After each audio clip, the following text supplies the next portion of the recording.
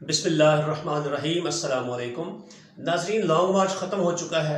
26 की सुबह को लॉन्ग मार्च ख़त्म हुआ और जहाँ पे धरने का प्रोग्राम था, इमरान खान ने उस धरने के प्रोग्राम को ख़त्म किया और वापस जाने का इरादा किया और वापस चले गए नाज़रीन। लेकिन उस लॉन्ग मार्च के नतीजे में वो जो हासिल करना चाहते थे उसका आगाज़ अभी हो गया है। सबसे पहली डेवलपमेंट, सबसे पहली जो तब्दीली आई है उस लॉन्ग मार्च के नतीजे में, वो ये आई है कि बाप इनकी बलूचिस्तान अवामी पार्टी और MQM मुत्तहिदा कौमी मूवमेंट जो है, कराची की पार्टी जो है, इन्होंने मौजूदा हुकूमत से अलग होने का फैसला कर लिया है। वो क्यों किया गया है ये मैं बड़ी तफसील से बताता हूँ। उसके बाद देखिए नाज़रीन, इस लॉन्ग मार्च के दौरान जो 25 तारीख की सुबह से लेके 26 की सुबह तक, ये तकरीबन 24-26 घंटे बनते हैं। इसके दौरान पाकिस्तान को किस तरह से एक मकबूजा रियासत की तरह बना दिया गया था और क्या क्या जुल्म ढाए गए, क्या क्या मजालम ढाए इस मौजूदा इम्पोर्टेड गवर्नमेंट ने इस नहत्ती आवाम के ऊपर, वो भी आपके सामने रखूँगा पूरी तफसील के साथ, पूरे अदाद शुमार के साथ आपके सामने रखूँगा, ताकि आपको पता चल सके कि ये मौजूदा हुकूमत जो है, इम्पोर्टेड हुकूमत जो है, ये किस तरह कितनी जालिम है और किस तरह से ये नहत्ती अवाम पर जुल्म ढाती है। हालांकि वो अवाम जिनके हाथों में ना तो कोई असला था, ना वो कोई लूट मार करने आए थे, वो सिर्फ अपने जमहूरी हक जो उनका एहतजाज करना है, वो किसी भी मुल्क में जमहूरियत है तो वहाँ पे अवाम का हक होता है कि वो अगर उनको मौजूदा हुकूमत जो है, कोई भी हुकूमत हो, अगर उसके खिलाफ वो एहतजाज करना चाहें तो उनको पूरी तरह से इसकी इजाज़त दी जाती है। लेकिन यहाँ पर नाज़रीन ऐसा हुआ है कि मौजूदा इम्पोर्टेड और फाशिस्ट हुकूमत ने किस तरह से अवाम के ख़िलाफ़ जुल्म और बर्बरियत का इजहार किया 25 तारीख से लेकर 26 की सुबह तक, यानी ये मई जो गुजरा है 2 दिन पहले।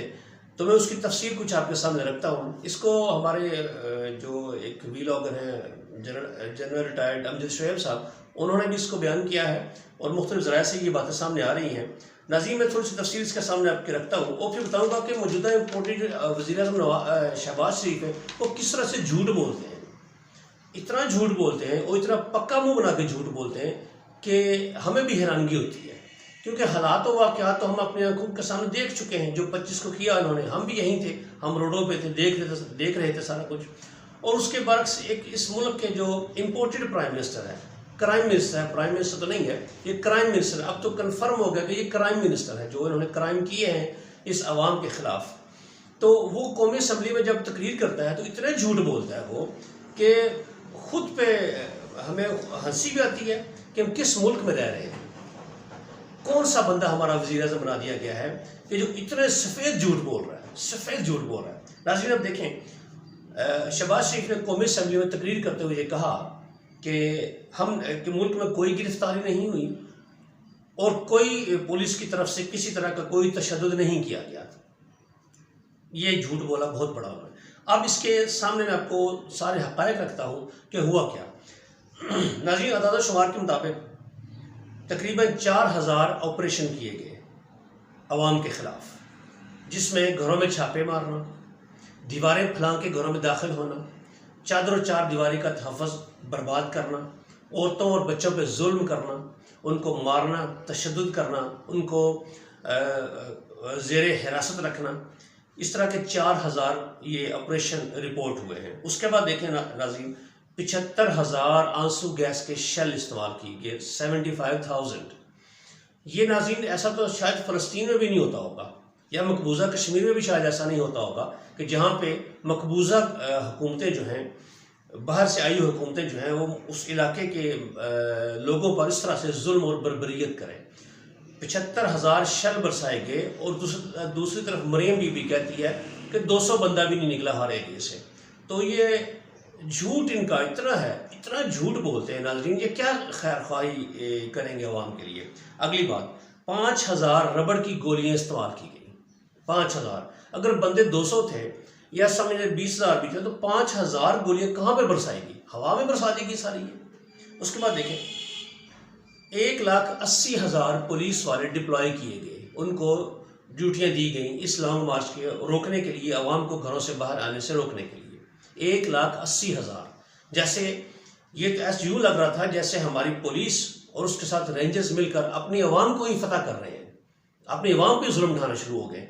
बाहर तो इनके साथ इनसे किसी से बात नहीं हो सकती, इनके लीडर वहाँ पर जूते पॉलिश करना शुरू कर देते हैं, किसी के सामने खड़े होकर हाथ बांध के खड़े होते हैं, जैसे वहाँ पे किसी के कुल शरीर का ख़त्म हो रहा है और वहाँ पर ये कोई तलावत करना शुरू कर रहे हैं अभी थोड़ी देर बाद। इस तरह से मस्कीन बन के खड़े होते हैं और पाकिस्तान में जब आते हैं तो यहाँ पे निहत्ती अवाम पर ये गोलियाँ चलाते हैं, सीधे फायर करते हैं उनके ऊपर। शर्म आनी चाहिए। उसके बाद नाज़रीन देखें, 20,000 कंटेनर लगाए गए, 20,000। ये कंटेनर कहाँ लगाए गए अगर बंदे 200 नहीं निकले हर जगह से? तो ये 20,000 कंटेनर मरियम बीबी से पूछना चाहिए कि 20,000 कंटेनर कहाँ लगा दिए गए पूरे मुल्क में। उसके बाद नाज़रीन देखें, इनका अपना IG पंजाब जो है वो कहता है कि हमने तकरीबन 2,000 बंदे गिरफ्तार किए हैं और उसी का सिलेक्टेड इम्पोर्टेड और फाशिस्ट वज़ीर-ए-आज़म कौमी असम्बली में खड़ा होकर झूठ बोलता है कि हमने कोई गिरफ्तारी नहीं की, कोई तशद्दुद नहीं किया, कोई सड़कें ब्लॉक नहीं की। कितने शर्म की बात है, सफ़ेद झूठ। उधर मरियम बीबी है, झूठों का टोकरा। मैं तो कहता हूँ और हमारा अक्सर नाज़रीन यही कहते हैं कि सास और बहू का झगड़ा सुनना हो तो मरियम बीबी की तकरीर सुन लें, जिस तरह से वो सास और बहू की झगड़ा पेशकारी होती हैं कि वो कहता है, वो करता है, वो आता है, वो जाता है, वो ये करता है, इमरान खान वो करता है, बस वो उसी बेचारे का नाम ले लेके तो उसी की गर्दान पड़ रही होती हैं। उसने ये कह दिया, उसने ये कर दिया। और बीबी तुम अपना भी कोई मौक़िफ़ पेश करो, तुम्हारी तहरीक क्या है, तुम आवाम के साथ क्या करना चाहती हो, तुमने क्या किया माजी में, वो भी कुछ बयान करो कि खाली सास बहू की तरह ताने ही मारती रहोगी, हमेशा तंज़िया अंदाज इख्तियार करती रहोगी, मुंह से आग ही उगलती रहोगी हमेशा के लिए। अपना भी कोई नैरेटिव बयान करो कि तुम किस लिए आई हो, तुम्हारा क्या पस मंज़र है, तुम क्या करना चाहती हो आवाम के लिए, तुम्हारा विजन क्या है, कुछ विजन बताओ अपना, ना कि सास बहू के झगड़े ये मत सिखाओ हमारे को। तो नाज़रीन इतना बड़ा झूठ। उसके बाद फिर ये कहते हैं जी कि हमने कोई जुल्म नहीं किया, कोई रास्ते बंद नहीं किए। अच्छा, उसके बाद फिर अजीब बात देखें, ये गवर्नमेंट में बैठे हैं और मरियम बीबी जो है वो धमकियाँ लगाती है अवाम को, या PTI के वर्करों कहती है कि अब डरना नहीं, भाई शर्म करो, तुम्हारे हाथ में पावर है, इख्तियार है, इक़्तिदार है, सब कुछ तुम कर सकती हो, और फिर अवाम को धमकी दे रही हो कि अब डरना नहीं, अब आओ आगे। भाई तुम ये कंटेनर हटाते ना उस दिन, पुलिस को वापस भेजते ना थानों में, तो फिर देखती तुम कि कितने लोग निकलते हैं यहाँ पे, फिर तुमको समझ जाती कि जो जितने लाखों थे ये करोड़ों में तादाद वहाँ पे होती, जिसको तुम 2,000 और कभी 200 और कभी क्या कहती हैं। ठीक है, तो ये बात शर्म बातें हैं आपके लिए, इसलिए कि आप इस वक्त इक़्तिदार में हैं, चाहे जैसे भी आए, लूट मार करके, लोटे खरीद के, सौदेबाजी करके, पैसा खर्च करके, अमेरिका के साथ मिलकर ये और न्यूट्रल के साथ मिलकर तुमने ये हुकूमत हासिल कर लिया, बल्कि कब्जा कर लिया है। तो अब उसके मुताबिक थोड़ा सा अपने आप को प्रूव भी करो कि तुम हुक्मरान बन गई हो, थोड़ा सा साबित भी करो अपने आप को। तुम अभी भी वही सास और बहू के झगड़े, आओ मैं तुम्हें देख लूँगी, निकलो मैं तुम्हें ये कर दूँगी, अब निकल के दिखाओ, ये किस तरह की बातें कर रहे हैं आप? हुकूमत में हैं आप, तो हुकूमत थोड़ा सा कैलिबर शो करें, अपना जहनी कैलिबर शो करें कि कुछ हैं आप, लेकिन वो तो है ही नहीं, तो शो कैसे करें? झूठ पर झूठ, झूठ पर झूठ, इतने झूठ कि सुन सुनकर बंदे को हंसी शुरू हो जाती है, बंदा बेहिसाब हंसना शुरू कर देता है। उसके बाद नाज़रीन आखिरी जो अहम खबर थी जिसके लिए मैंने ये वीडियो किया है कि लॉन्ग मार्च के नताइज आना शुरू हो गए हैं, और उसमें सबसे पहला बाप पार्टी और MQM ने इस मौजूदा हुकूमत का साथ छोड़ने का फैसला कर लिया है। असल में ये दोनों पार्टियां नाज़रीन एस्टेब्लिशमेंट की पार्टियां कही जाती हैं, ख़ासतौर पर जो बाप पार्टी है, बलूचिस्तान अवामी पार्टी है। और आपको पता है कि ये हुकूमत जब PTI की गिराई थी, इन लोगों ने, इस न्यूट्रल ने गिराई थी, तो उसने क्या किया था, इन्हीं को इशारा किया था, ये अलग हो गए थे, अब इन्हीं को दोबारा इशारा कर रहा है वापस, अब वो इस हुकूमत से भी अलग हो रहे हैं।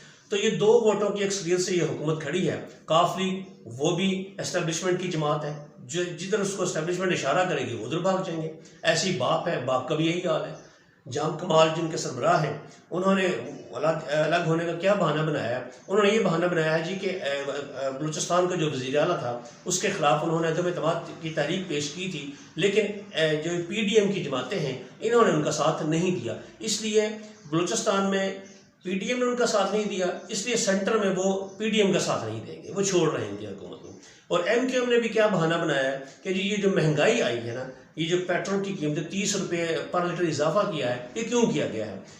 MQM को भी शर्म आनी चाहिए कि जब वो लोटे बन रहे थे आपको नाज़रीन पता है एंड पर MQM पर ही सारा दारोमदार था कि अगर वो पीटीआई की गवर्नमेंट के साथ खड़े हो जाते तो उदम एतमाद की तहरीक नाकाम हो जाती। लेकिन उन्होंने भी मुंह भर के पैसे लिए, डॉलर लिए, मुझसे करोड़ों रुपए लिए, गवर्नर का ओहदा लिया और लोटे बने और हुकूमत को गिरा दी। और अब उन्हें अवाम का ख्याल आ गया है कि जी महंगाई कर दी है। तो तुम लोगों को ये पहले नहीं पता था कि ये चोर करप्ट लोग हैं, ये तो आएंगे डाके मारेंगे, ये हैं ही डाकू, सर्टिफाइड चोर हैं, अदालतों की तरफ से इनके ऊपर मुकदमात हैं, इनकी सजाएं होने वाली थी, इनके ऊपर फर्द जुर्म आयद होने वाली थी। जिस दिन हल्फ उठाया उसी दिन फर्द जुर्म आयद होनी थी।